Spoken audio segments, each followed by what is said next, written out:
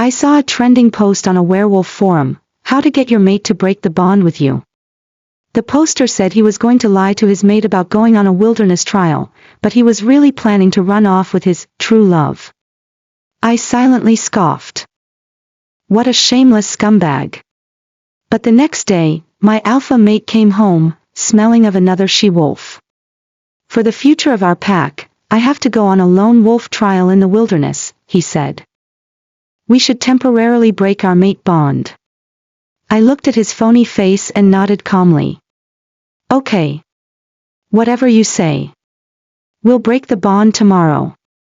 Later, he took the family money and his lover and disappeared.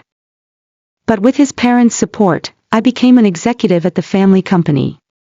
He blew through all the money, ditched his lover, and came crawling back to the country, trying to win me over. But by then, I was already at my engagement party with another, far better alpha. I said it from the beginning. He was the one who chose to abandon his family. Even if he wanted to come back, this place would be nothing but his personal hell. Chapter 1. My alpha mate wanted to ditch me and run off with his lover. He planned to use the wilderness trial as an excuse to break our mate bond. I agreed immediately. Leaving is easy. But if you regret it and want to come back, go to hell.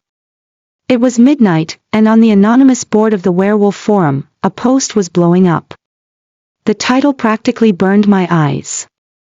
How do I get my mate to break our bond? I want to be with my destined true love, but I know she'll cling to me and never let go. My blood ran cold. The top voted reply was just plain evil. Tell her that for the future of the pack, you have to go on a lone wolf trial in the wilderness to find a lost ancient power. Say it's the destiny of an alpha. The ritual requires you to temporarily sever all emotional ties, including the mate bond, to return to your purest, most feral state. She'll agree for the greater good. Then, while you're out having the time of your life with your true love, she'll be an idiot at home, taking care of your parents and your pup. I felt sick to my stomach. It was disgusting. The next day, my alpha, Derek, came back from his patrol. He was covered in the scent of another she-wolf. Sweet, cloying, and cheap. He walked straight up to me and said gravely, Elena, for our future, for the honor of our family, I have to make a very difficult decision. He looked at me and recited the lines from the forum, almost word for word. We need to temporarily break our mate bond. For the future of the pack, I have to go on a lone wolf trial in the wilderness and find a lost ancient power. I stared quietly at his fake, earnest face, the post from last night flashing in my mind. I choked back the bile rising in my throat and decided to test him. What if I say no? I asked, my voice trembling. Our daughter is so young, and your parents need us both. No. His rejection was swift and sharp. His alpha's dominance flared, so intense the air itself felt heavy. He immediately realized he'd lost his cool, quickly reining it in and softening his tone. He placed his hand over mine, trying to soothe me. Honey, this trial is crucial for our entire pack. When I come back with that ancient power, our status will be untouchable. He started painting this grand, empty picture of our future. Everything I'm doing it for you, for our family. You'll support me, right, my mate? His breath brushed against my cheek, carrying his irresistible alpha pheromones, trying to calm me, to confuse me. But all I could smell was the rotten stench of betrayal. I stayed silent, letting the confidence in his eyes slowly curdle into anxiety. Elena, we're only breaking the bond temporarily. Our souls are forever linked, he said, squeezing my hand, continuing his lie. As soon as I finish the trial, we'll re-establish the bond. I'll make it up to you, I promise. Trust him. Once a mate bond is broken before the elders, it's a permanent separation, witnessed by the moon goddess herself. That last little flicker of sincerity in his eyes had already been devoured by greed and lust. I closed my eyes, took a deep breath, and when I opened them again, they were completely dead. "Okay," I said softly, my voice so calm it didn't sound like my own. "Derek, I'll do whatever you say." He let out a huge sigh of relief, the joy practically spilling from his eyes as he pulled me into a tight hug. "That's great. The sooner, the better. We'll see the elders tomorrow." Chapter 2. Late at night. Derek lay beside me, his breathing steady. The cheap wild berry scent on him had faded, but the memory of it still made me want to puke. I wanted to check his phone, to find out who this beta was. But he was always on guard, even in his sleep, with his phone tucked securely under his pillow. So, I opened the werewolf forum again. That glaring post had a new update. The original poster, my mate, had written in a bragging tone, "It worked," she agreed. What a stupid woman. I've got it all planned out. Once I'm off our territory, I'll fake an accident, pretend I died in a beast tied in the wilderness. That way, I can legally take the entire family fortune for myself and never have to deal with those two meddling old parents or that crying pup again. The replies were a chorus of praise, calling him a genius and saying, "A true alpha lives for himself." I couldn't take it anymore. Using an anonymous account, I typed a reply, "You plot against the mate who bore your pup. Aren't you afraid of the moon goddess's curse?" Instantly, a flood of nasty comments buried my own. A curse? Being forced to get hard for the same woman every day, that's the biggest curse for an alpha. Bro, you don't have a mate yet, do you? Once you do, you'll know how good the wild ones smell. That's the smell of freedom. The disgusting comments made me feel like I was suffocating. I was shaking with anger. In the end, I just deleted my comment. Beside me, Derek was fast asleep, completely oblivious, a soft snore starting to rumble in his chest. The animal. I stared at him, trying to fight the urge to sink my claws into his throat. But my hand moved on its own. It shot up, and I swung with all my might. The sharp crack of a slap echoed in the silent bedroom. He jolted awake, his eyes wide with confusion and shock. Before he could process what happened, I retracted my claws and threw my arms around him, my voice a terrified, tear-filled sob. "Derek! Were you having a nightmare? You were yelling." "It's okay, I'm here, I'm right here with you." He subconsciously touched his stinging cheek but didn't seem to notice anything wrong. He just mumbled and lay back down. Within 5 seconds, his even snores started up again. I bit my lips so hard I could taste blood. "Go. Just go. When you want to come back, you'll find this isn't your home anymore. It's your hell." Chapter 3. The next day, Derek practically dragged me to the Council of Elders. He stood beside me, the perfect solemn expression on his face, but his eyes were shining with an excitement he couldn't hide. Before the 3 white-haired elders, we each pressed our blood seal onto the magical scroll that would dissolve our mate bond. As the elders chanted the ancient words, I felt a warm link deep in my soul get sliced in two by a cold, sharp blade. Snap! In that instant, Derek visibly relaxed. The moment he got the papers confirming the dissolution, he took a picture with his phone. I knew he was going to show off on that filthy forum. I'm free. When he got home, he immediately started packing.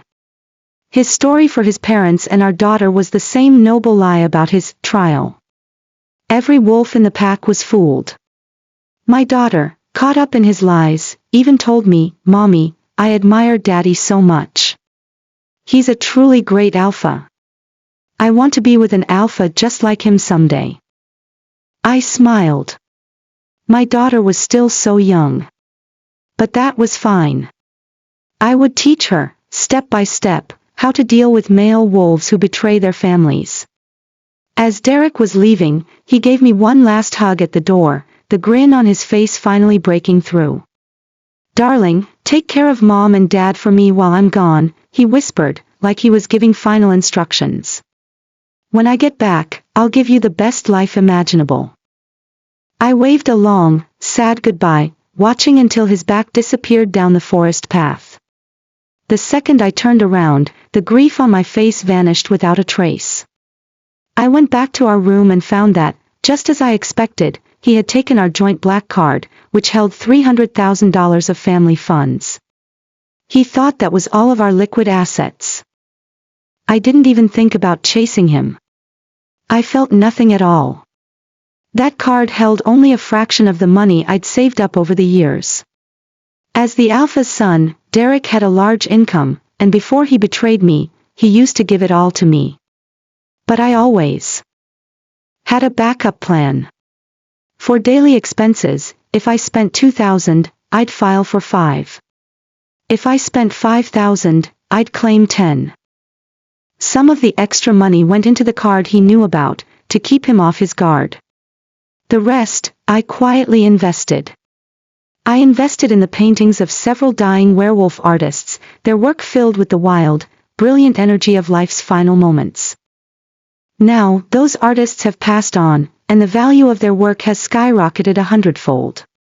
Add to that my dowry from when we married, and the spending money his parents gave me from time to time, all told, my secret fund held close to $1 million. A she-wolf always has to look out for herself and her pup. Alphas always assume we're only good for managing a household and raising children. They forget that I, too, was born into a noble family, and the things I was taught were never just useless arts and crafts. A few days after Derek left, he made one last update to his post. His IP address was already showing a human city overseas. "Bro, the air of freedom is so sweet. I'll enjoy it for all of you." The post was accompanied by a picture, his hand intertwined with the hand of a petite beta, set against a sunset. I looked at the picture and let out a cold, sharp laugh. Chapter 4. The turning point came faster than I expected. Less than a week after Derek left, his father, our pack's alpha, had a heart attack after a high-intensity patrol. He was rushed to the medical center. His condition was critical. He needed expensive heart bypass surgery immediately. His mother panicked. She reached out to Derek through their mind link, again and again, but was met with complete silence. Her hands trembled as she switched to his phone, dialing his number repeatedly. All 30-plus attempts to reach him vanished into the void. There was nothing. Fighting back tears, she stormed into the family business demanding to know what was going on. The answer they gave her chilled her to the bone. Derek had requested an extended leave, and had given his subordinates explicit instructions not to tell me or his parents. He had completely vanished. His mother's face went pale. She was about to report him to the pack's enforcers as a missing person. That was my moment. I stumbled up to her, letting the tears flow. "Mother, I think Derek tricked me." I put on a show of a woman pushed to her breaking point, and I laid out the whole, fake bond-breaking, scam. My voice was shattered, every word soaked in hurt and despair. "Mother," I sobbed, nearly fainting. He also took all our liquid assets. He said he needed it for the trial. Father needs money for his surgery now. What are we going to do?" "That bastard." My mother-in-law was shaking with rage, her knuckles white. Then, her eyes rolled back, and she fainted, falling straight backward. I caught her just in time, fighting to hide my ecstatic joy. I told the doctor calmly, "I'll pay for the surgery. Please arrange for the best healers." Immediately. When she woke up in her hospital bed, I was sitting right there, my eyes red and swollen. I'd secretly rubbed them with a bit of onion, looking exhausted and pitiful. Her gaze immediately fell on my empty wrist and my equally bare neck. The heirloom necklace she had given me, the one made of moonstone and mithril, the symbol of Aluna, was gone. "Elena, child, your necklace?" she asked, her voice hoarse. I instinctively pulled my hand back and lowered my head. I let my hair hide the cunning glint in my eyes, showing her only a sad, fragile profile. Father's surgery was more important, I choked out. Derek took all our money. I had to sell the necklace on the black market. It should be enough to cover things for a while. I looked up, took her cold hand in mine, and gazed at her with tear-filled eyes. Mother, don't worry. Even though Derek abandoned us, I'll never forget how good you and Father have been to me. I'll never leave you. I'll take care of you for the rest of my life. My mother-in-law couldn't hold it in any longer. Tears streamed down her face. She clutched my hand, crying for a long time, and finally, she seemed to make a decision. Elena, my dear child, we're so sorry. We failed to raise that scoundrel right. She wiped her tears, her eyes becoming incredibly firm. From now on, you are our daughter. We'll just pretend we never had a son named Derek. I was celebrating inside, but on my face, I showed only shocked, grateful disbelief. Mother, how could I? In my heart, you and Father have always been like my real parents. The first battle was for their hearts. And I had won. Chapter 5. A week later, the Alpha's surgery was a complete success. He was moved from the ICU to a regular room. Though he was still weak, his life was no longer in danger. I had just gone home to make them a nourishing bone broth. When I returned to the hospital room, I found the two of them looking at me with a complex, tearful expression. My mother-in-law pulled me down to sit on the bed. She took out a plain, unmarked black card and pressed it into my hand. Elena, this is what your father and I have saved over the years. It's $5 million. The pin is your birthday. We're giving it all to you now. Mother, I absolutely can't take this. I immediately refused, my stance firm. The more I refused, the harder she pressed the card into my hand. Take it, child. I was going to get the money out the day your father was admitted, but you sweet girl, you went and sold your family heirloom to pay for the surgery. She sighed, her eyes full of pity and guilt. Consider this money our compensation, on behalf of that irresponsible jerk, Derek. You've given everything for this family. You deserve this. Her mate, still in the hospital bed, couldn't speak clearly yet, but he nodded emphatically, his eyes pleading with me to accept. Besides, she said, patting my hand, didn't we agree? You're our real daughter now. It's only natural for parents to give their daughters spending money. Don't refuse anymore. After all that, refusing again would just make me look fake. See? I knew I hadn't made the wrong bet. A big reason I chose to marry Derek in the first place was because of his parents' support for our relationship. I knew they were good wolves who could tell right from wrong. I stayed, not to win back that stupid male, but for my pup, to give her a brilliant future. This family's connections, status, wealth, and the unconditional love of the two alphas were far more valuable than my little secret fund. To have all these resources available and not use them. That would be true stupidity. Derek, I thought, sneering at him silently, all those complicated family ties you hated, all the responsibilities you wanted to escape, they are now the solid foundation beneath my feet.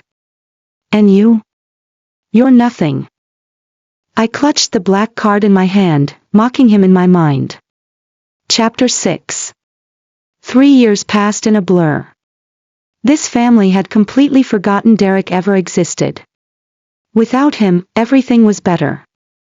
My daughter, my little Moonlight, was enrolled in the best academy on our territory. She was smart and brave, an outstanding pup praised by all her teachers. The Alpha's health had completely recovered under my careful watch. He was now full of energy every day. In the mornings, he handled pack business with the elders. In the afternoons, he taught the young wolves fighting techniques in the forest clearing. His mate had found new joy as well. She organized a group for the pack's she-wolves. They had tea, arranged flowers, and discussed the latest fashions. Her life was elegant and fulfilling. I was no longer the maid who just stayed at home, waiting for her alpha's favor. Using my eye for art and my in-laws' connections, I joined the family business, in charge of developing the luxury goods and art investment department. My instincts proved to be sharp and ruthless. In just 3 years, I had generated incredible profits for the family. I became the high-powered executive everyone admired, the department head with real authority. The old Elena, the one who had to live at the mercy of her alpha, was dead. The new Elena lived only for herself and her family. Our family had completely moved on from the shadows of the past, forming a new, stable, and even more harmonious unit. The absence of a father figure had almost no effect on my daughter. Her grandfather gave her double the love, and I never planned to hide the truth from her. She was 7 now, she understood a lot. It was far better for her to recognize the harshness of reality than to live in a beautiful, fake illusion. This family might have another alpha in the future. But that wolf would absolutely not be Derek. The role of father was not irreplaceable. Just when we all thought life would continue on this peaceful, happy path, the dead man we had all forgotten decided to crawl out of his grave. After all these years. That post Derek made on the werewolf forum was bumped to the top again. It was the same overseas IP address. He had posted an update in the comments. Brothers, after a few years out here, I've realized these other women are just meh. I'm getting tired of it, kind of miss home. Anyone got any good ideas on how I can waltz back into the lives of my mate and pup? Chapter 7. What does he think I am? A junkyard he can just dump things in and pick them up again whenever he feels like it. Come and go as he pleases. After dinner, I didn't hesitate. I went straight to the pack leader's parents, who were sipping their tea. Father, mother, I said, getting right to the point. The enforcers contacted me today. They said it's been 3 years since Derek went missing. According to pack law, he can be officially declared dead and his name can be struck from the family records for good. They asked when I want to handle the paperwork. As I said it, I have to admit, my heart was pounding a little. He was, after all, their only son. The child they had poured all their love and hopes into. What if they were still holding on to some fantasy? What if their hearts had gone soft? But to my surprise, the moment the words left my mouth, my father-in-law slammed his teacup down on the table. What are we waiting for? We'll go tomorrow. There wasn't a trace of hesitation in his voice, only cold, hard resolve. My mother-in-law went even further. She marched to the safe in the study, pulled out the heavy scroll that recorded centuries of our family's honor, and handed it to me. Elena, do you have time? If not, I'll go myself. I can't stand having that monster's name tainting our family's honor for one more day. My father-in-law's voice was grim. I'm contacting the Council of Elders right now to call an emergency meeting. We need to cut a disgrace like him from our bloodline as fast as possible. They didn't hesitate for a single second. They were ready to turn Derek, a living person who was merely missing, into a dead man in the eyes of the law. Even if he did come back one day, he'd just be a rogue, a wolf with no identity, no pack, no place to belong. And with that, the last bit of doubt in my heart vanished. The process of removing his name the next day went incredibly smoothly. With the Council of Elders as witnesses, a magical flame flared to life, burning the page in the scroll that belonged to Derek, along with his name and his entire life's record, to ash. From that moment on, he was, for all intents and purposes, dead to this pack. After that day, I went back to running the company as usual. I threw myself into my work, using all my skills to my advantage. But Derek's parents started worrying about my future. They were afraid that because of Derek, I'd never want to bond with another mate. So they started gathering lists of outstanding alphas and even pushed me to go on dates with them every weekend. Derek may have betrayed me, but his parents had truly become my own. Chapter 8. In the 4th year of Derek's disappearance, my life was back on track. The family business was thriving, thanks to the luxury investment division I was leading, and I'd made a name for myself as an investment expert. Seeing that my career was a success, my parents-in-law started worrying about my love life again. "Elena, you're so successful now. You can't let that beast hold you back from your own happiness," my mother-in-law would often tell me. "Your father and I will help you look for a suitable alpha." To be honest, Derek's betrayal had made me wary of finding another mate. I was terrified of meeting another guy who seemed perfect on the surface but was rotten underneath. Until that full moon night. I was at a cross-pack business gala, held at an old manor on the outskirts of the city. Halfway through the evening, I felt a little dizzy, so I stepped out into the manor's back garden for some fresh air. The moonlight spilled over the stone path, making it shimmer like silver. I took a deep breath of the crisp night air and started to feel much better. Suddenly, a low growl echoed from the woods nearby. My heart jumped, and I was instantly on alert. That wasn't the sound of a normal werewolf. It was a crazed rogue. Before I could react, a rogue reeking of madness burst from the trees, its eyes red as it charged right for me. My first instinct was to shift and fight back, but in my evening gown, I couldn't move fast enough to defend myself. Just in the nick of time, a black shadow flashed past me. A tall alpha appeared in front of me in an instant, pinning the rogue to the ground with one hand. In the moonlight, I saw his profile, sharp, striking features, impossibly handsome. What shocked me even more was the scent rolling off him, a mix of pine and the fresh smell of earth after rain.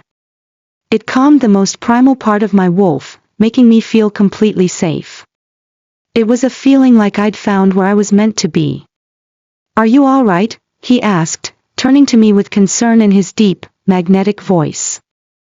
I shook my head, but my heart wouldn't calm down. It wasn't from the scare anymore. It was because of the strange effect this alpha was having on me. "I'm Marcus, alpha of the Black Wolf Pack," he said, holding out his hand. "Sorry we had to meet like this." "Elena," I replied, taking his hand. A jolt like an electric current shot through me. He seemed to feel it too. A flash of surprise crossed his eyes before he settled back into a gentle smile. "It's not safe out here. Let me walk you back." We talked on the way back to the ballroom. I learned that he was also a guest at the gala and had come outside when he'd sensed the rogue. "You reacted so fast," I said, genuinely impressed. "Protecting those who need it is an alpha's instinct," he said, looking at me with a tenderness I'd never seen before. Especially when you meet someone you feel you could protect for a lifetime." My heart skipped a beat, and I felt my cheeks flush. As an Omega who'd been betrayed by her mate, I should have been immune to an alpha's sweet talk. But Marcus was different. His words weren't a calculated compliment, they felt completely genuine. I could feel the sincerity and longing in his scent. It was the most primal call of our kind. "Elena," he said, stopping at the ballroom entrance. "I know this might be forward, but I think there's some kind of special connection between us." He looked at me intently. "I've never felt this way about anyone before. It's like you're the one I've been searching for." My heart was pounding like a drum. A voice deep inside my wolf was screaming in agreement, "It's him, it's him." But my rational mind held me back. "Marcus, I need time." He smiled gently. "Of course. I can wait. But please, allow me to court you, Elena. I want to show you what a true alpha is, and what it means to be truly protected." After that night, Marcus began to pursue me, gently but persistently. He never used his alpha presence to pressure me, always showing his affection in the most gentlemanly ways. Every time we met, I could feel that fated connection between us growing stronger. Until one day, I finally understood what it meant. He was my true destined mate, the one the moon goddess had chosen for me. And Derek, he was just a mistake from the start. Chapter 9. In the 6th year of Derek's disappearance, our family's luxury goods group went public. As the largest individual shareholder, I became unimaginably wealthy overnight. At the same time, Marcus and I were getting engaged. It was going to be a monumental alliance, a union of two powerful families. He cared for my daughter, and even for Derek's parents, as if they were his own. The engagement party was a dazzling affair, the hall filled with glamorous guests, their laughter and the clinking of glasses echoing in the air. I was wearing a gown made by elven artisans, covered in diamonds, and holding on to Marcus's strong arm as we accepted everyone's blessings. My parents-in-law and my daughter sat at the head table, beaming from ear to ear, their eyes shining with happiness. We had formed a new, perfect family. Just as the ceremony reached its peak, when Marcus and I were about to exchange tokens of our betrothal, the heavy oak doors of the ballroom were thrown open from the outside. A man in ragged clothes, stinking to high heaven and looking completely unhinged, stumbled in like a crazed stray dog. His cloudy eyes scanned the room wildly before locking onto me on the stage. "Elena," he roared, his voice garbled as he charged toward me. Before he could get close, Marcus moved like a flash. He stepped forward and, with just one hand, easily slammed him to the ground. The sheer force of his alpha presence silenced the entire hall in an instant. "Let me go," the man screamed, struggling wildly as security guards rushed over and pinned him down. "Elena! You shameless tramp! How dare you betray me? Father! Mother! It's me! I'm Derek! I'm back!" I slowly walked down the steps. Through the gaps in his matted, fish-stinking hair, I finally got a clear look at that face, so familiar and yet so strange.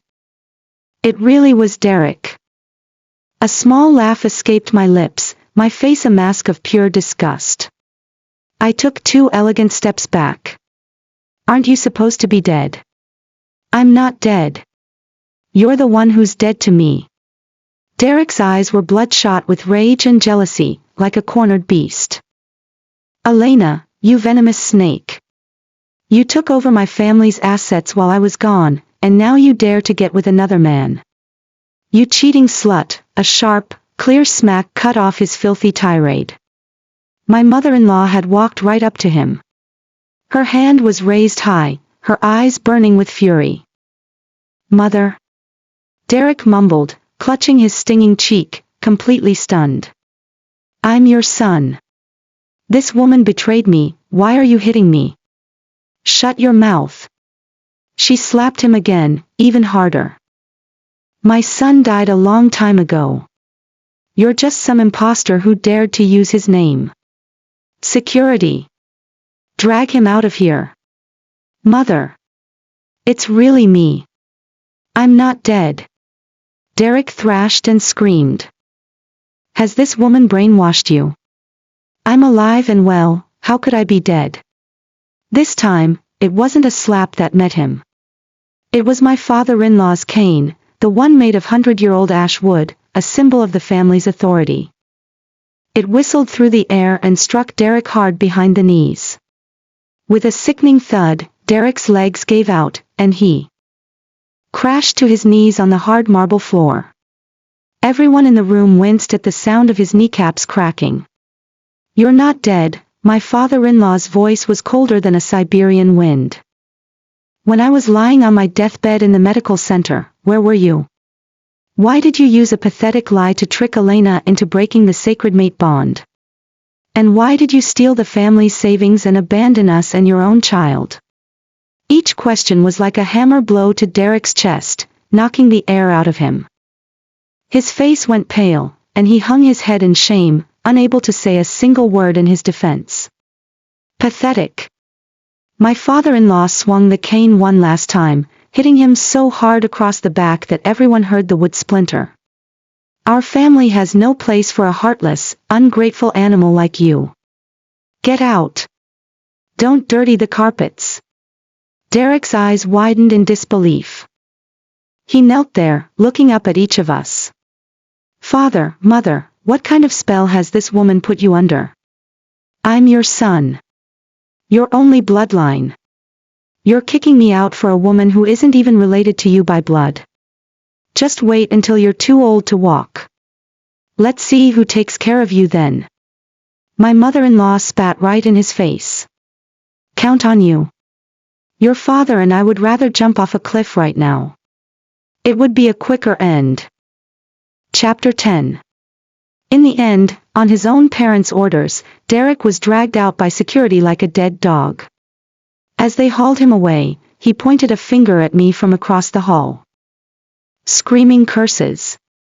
He called me a liar, a thief, and threatened to report me to the enforcers and expose me on the werewolf web.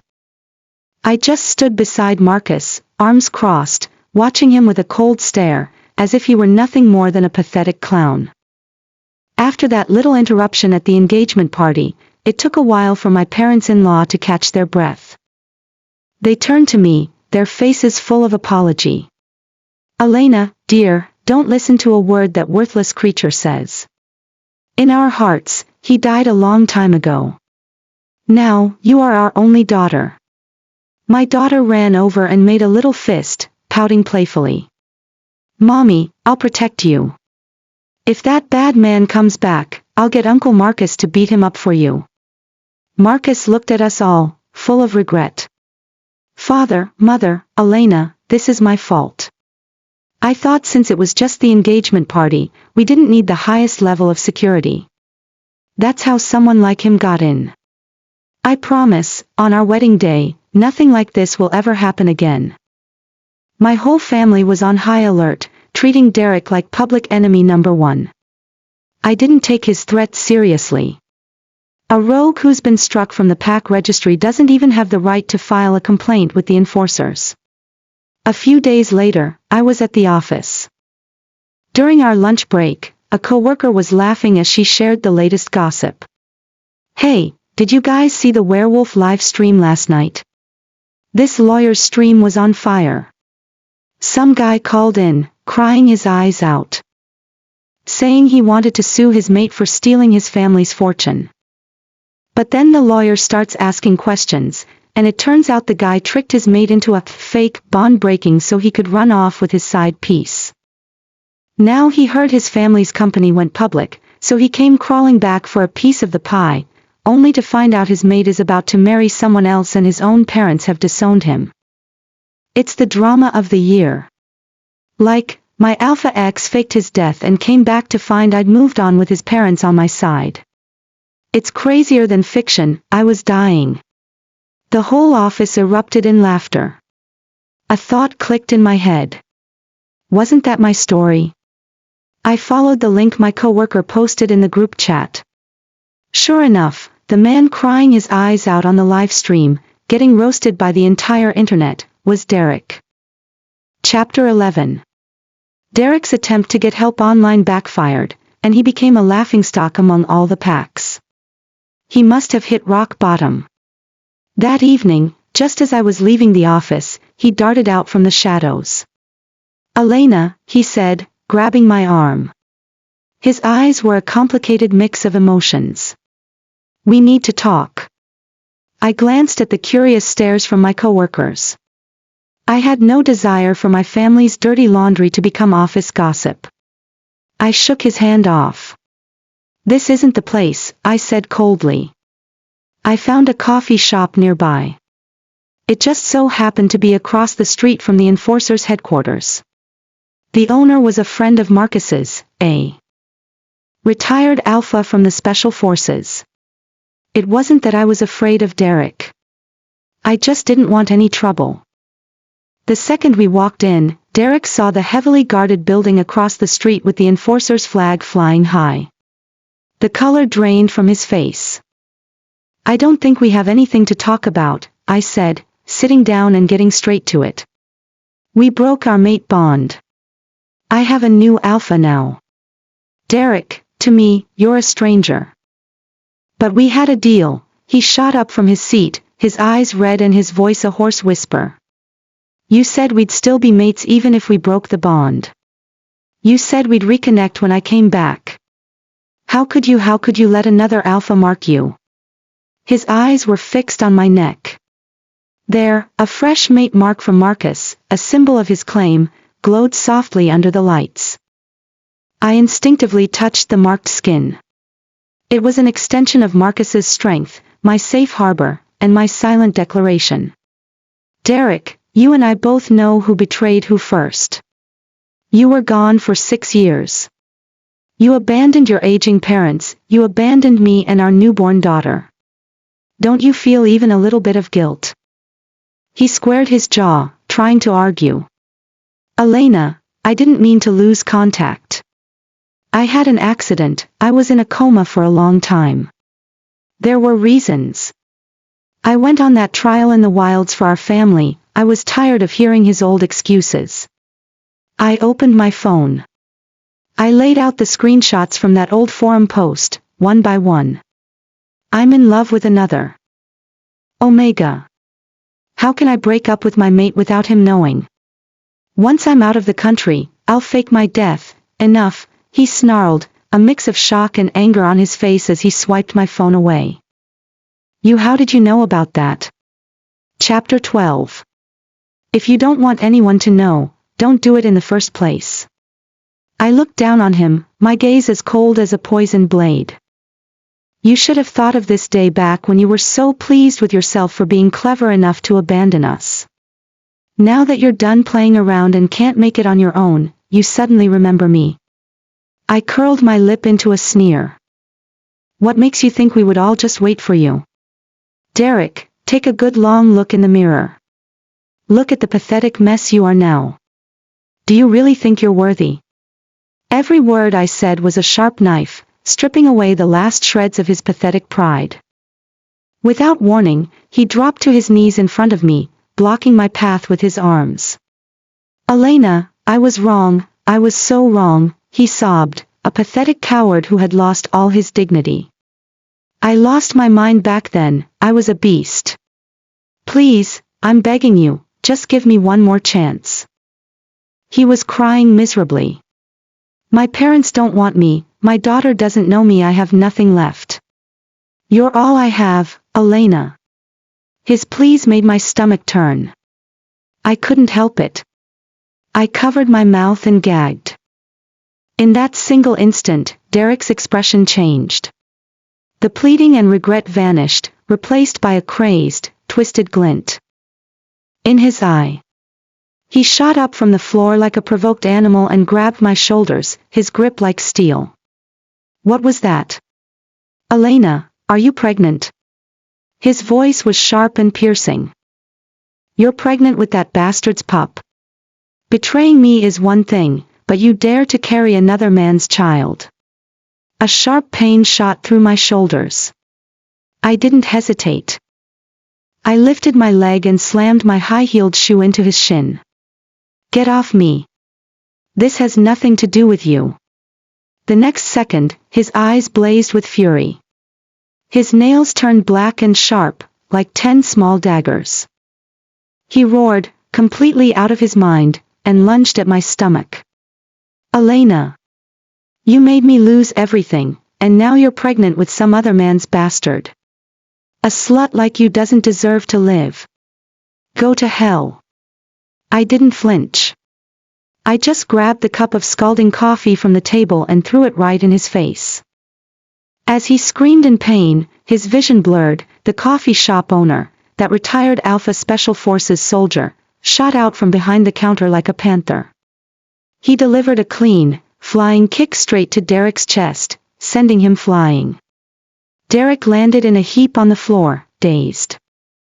Before he could even process what happened, the owner had him in a standard takedown hold and was dragging him across the street to the enforcer's headquarters. See?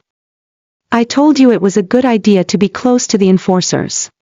Chapter 13. Because he'd been removed from the pack registry, Derek had no official status. Combined with the attempted assault, he was immediately detained by the enforcers. As he was led out of the interrogation room, his face ashen, he ran right into his parents, who had rushed over as soon as they heard.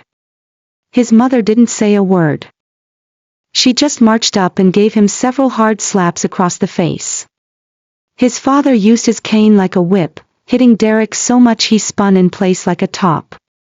The nearby enforcers tried to step in, but they couldn't stop them. "Dad! Mom! Look at me, I'm your son!" Derek shrieked in despair, scurrying away while covering his head.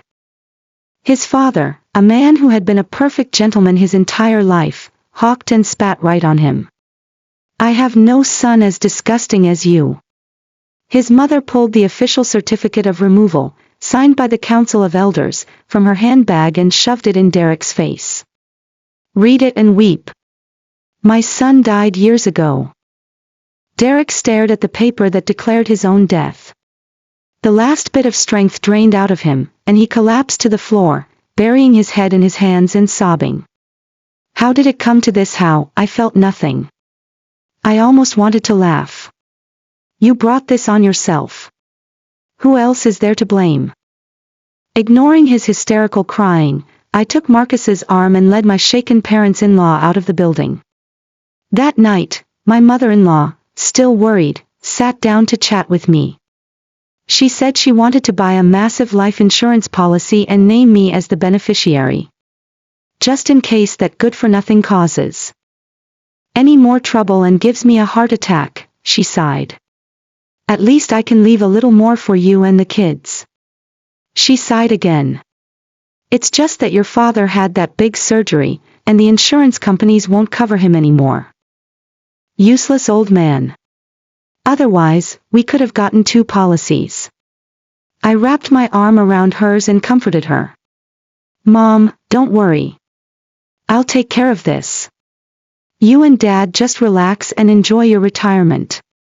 Get ready to welcome a new little life. Leave everything else to me." She looked at me, a little doubtful. "Are you sure, Elena? Please don't do anything reckless. Should your father and I find a dark, moonless night and she'd been binging some old werewolf epic sagas lately." She made a slicing motion across her neck and gave me a fierce look. "We're old now anyway. Even if we broke pack law, the enforcers couldn't do much to us. Think of it as your father and me clearing the last obstacle for you and our granddaughter." I didn't know whether to laugh or cry.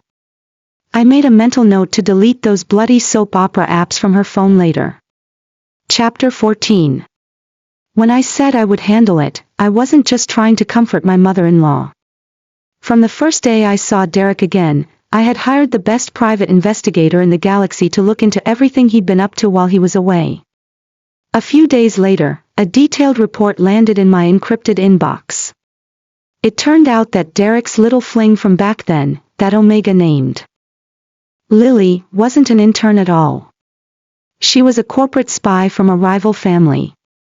After they went abroad, Lily quickly cleaned out Derek's bank accounts, then set a trap that got him beaten half to death by a vicious local rogue pack. He was stuck in a hospital for almost a year. So his story about having an accident wasn't a complete lie. By the time he got out of the hospital, his visa had expired and he was flat broke. To survive and hide from the rival pack that was still after him, he had to shack up with the sister of his boss at the restaurant where he worked, a rogue she-wolf who weighed over 300 pounds and had a notoriously violent temper. He managed to survive and get residency by becoming her temporary mate. He must have seen the news online about our family business going public, realized his family's fortune had multiplied countless times, and that he hadn't gotten a single cent. His life abroad was miserable, and the more he thought about it, the more bitter he became. So he stole money from his temporary mate and snuck back into the country on a smuggler's fishing boat. Looking at the photos and information the PI sent, I almost laughed out loud. No wonder he looked like a homeless man and had that permanent fishy smell on him. Well, since he'd already started a family abroad, I thought it was only right to send him back to his mate. After all, one should always help a couple reunite. Using the contact info at the bottom of the email, I anonymously reached out to Derek's mate abroad. 2 weeks later, on the day Derek was released from detention, he had barely stepped out of the enforcer's headquarters when a large, powerful hand grabbed him by the ear. His eyes went wide with terror. He couldn't believe what he was seeing. His mate, the rogue she-wolf named Vilya, had traveled thousands of miles to find her missing husband. She was 5 or 6 months pregnant, and with one swing of her fan-sized hand, she knocked one of Derek's teeth out. In her grasp, Derek was like a helpless little chick, completely unable to fight back. The enforcers started to step in, but I stopped them with a smile. "It's just an international couple's spat," I said softly. "A little domestic dispute is perfectly normal. I'm sure they can work it out themselves." In the end, because Derek's domestic pact status was void, he had legal residency abroad, and he already had a mate and a child on the way over there. The enforcers deported him as an illegal immigrant. I heard that on the day he was put on the transport ship, his eyes were bruised, he was walking with a limp, and he had to force a sickeningly sweet smile to appease his formidable foreign mate. After all, he had nowhere left to go here. If she kicked him out, a fate worse than hell would be waiting for him. Of course, none of that had anything to do with me anymore. After dinner, I was taking a walk in the garden when Marcus came up behind me and wrapped his arms around me gently. His large hands rested softly on my small baby bump, a happy smile on his face. "How's our little one doing today?" he asked softly. "Very well," I said, leaning back against his chest and soaking in the safety of his scent. "Though, they seem to love kicking me, especially when they hear your voice." Marcus leaned down close to my belly and said gently, "Hey there, little baby. Daddy's here. You be good and protect your mommy, okay?" Miraculously, the little life inside me seemed to understand, and the active fluttering quieted down instantly. "See? They really listen to you," I said, turning to face him. I stood on my toes and gave him a light kiss on the corner of his lips. "Marcus, thank you for giving me a complete family." "Elena," he said, gazing at me with deep affection. "You're the one who showed me what true happiness is. I will spend my entire life protecting you, our children, and this family." Moonlight spilled over us. I felt the gentle movements of the new life inside me and watched my daughter playing with her grandparents in the distance. My heart was overflowing with a happiness I had never known. This was the life I had always wanted: no more betrayal, no more pain, only the purest love and companionship. "Derek, thank you for leaving me all those years ago. If you hadn't left, I never would have met my true destined mate, and I never would have found this perfect happiness."